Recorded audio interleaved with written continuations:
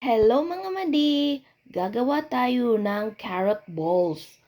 Ang ating mga ingredients ay carrots, cornstarch, garlic, onion, at saka isang itlog, at saka yung crispy mix. At saka nag-ano pala ako dito ng breadcrumbs. I-shredded lang natin yung ating carrots pero depende na yun sa size. Ito, nag-start ako ng maliit.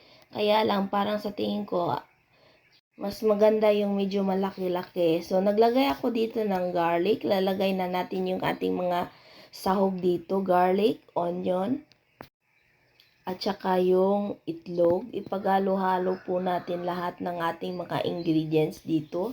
Tapos, lalagyan na natin ng crispy mix. And then, halo-halo. And then, naglagay ako dito ng 1 tablespoon ng cornstarch. Tapos, depende na yan sa inyo kung gaano kadami yung gusto ninyo. Pero sa akin, 1 tablespoon lang para may carrots talaga akong makain. Na-fry na kasi natin itong carrots is medyo mag-reduce yan siya. So, ayan. Nilagyan ko siya ng breadcrumbs. Gulong-gulong ko lang ito dito sa ating breadcrumbs para maging crunchy po yung ating carrot balls.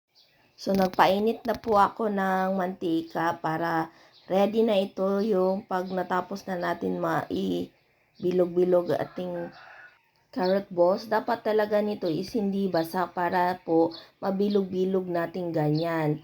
So, after nito matapos natin mga madi, ipa-fry po natin ito. Masarap ito mga madi. I'm sure magugustuhan ito ng mga bata ninyo. Kasi para talaga siyang may lasang karne. So, ayan. After nito ma-fry natin, hahanguin na yan. Tapos na.